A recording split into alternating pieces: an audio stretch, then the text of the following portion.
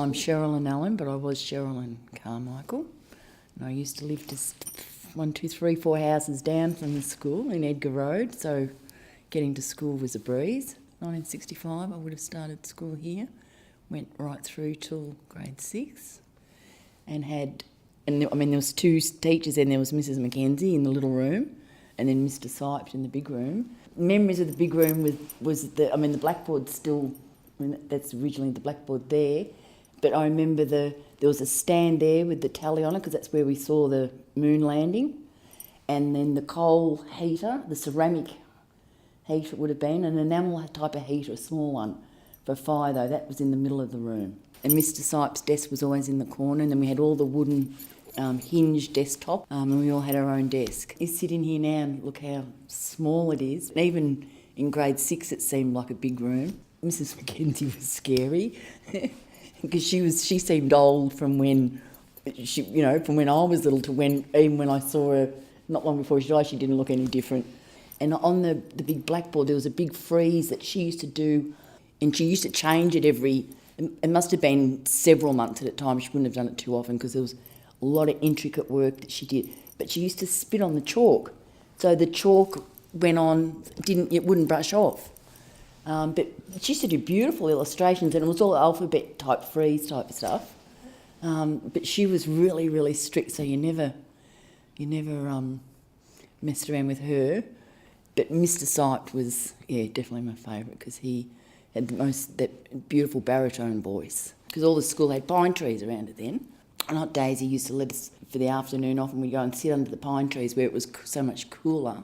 And he used to read to us, and he used to read Secret Seven or Famous Violin and Blyton's books.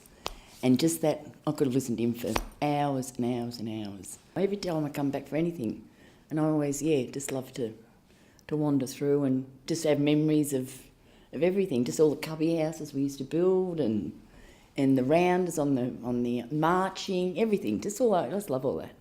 We used to practice for weeks and weeks and weeks. We used to get our marching absolutely on point. Everyone was absolutely, didn't miss a beat. And just all the training we used to do, because we used to do tunnel ball, all those ball games as well.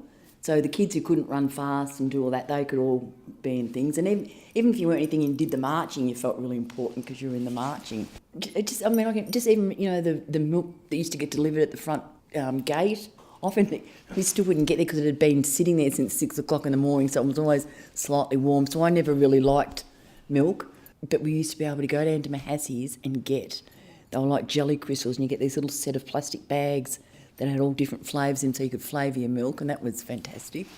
But I think it's small towns and schools, that's always been the core of the community. Into class, and then lunch time, we weren't allowed to eat lunch in the rooms unless it was really bitterly cold. Most of the time we had to go out into the shelter shed. So everyone was kicked out to play, so you didn't have time to sit around sort of doing nothing.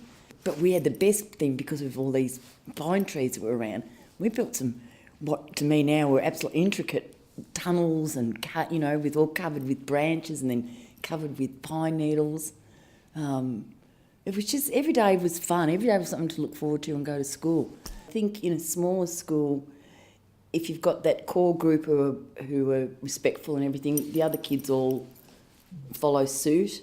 Of course you get the odd ones that are, but when you get the bigger school and you get a bigger group who are the rat bags, it's a bit easier to follow the rat bags as well. But I think there's a really good core group here, and my granddaughters are here, which I just love, that they're living my life and loving school. They love it. It's kind of really cool that I'm here too, and because my gran used to be here, and it's like taking after her footsteps. In the olden days, they were a little bit more strict from all the stories I heard, and I reckon the kids would have been a little bit more friendly because it's still friendly here, but I reckon back in their days it would be heaps more friendly. Well, I reckon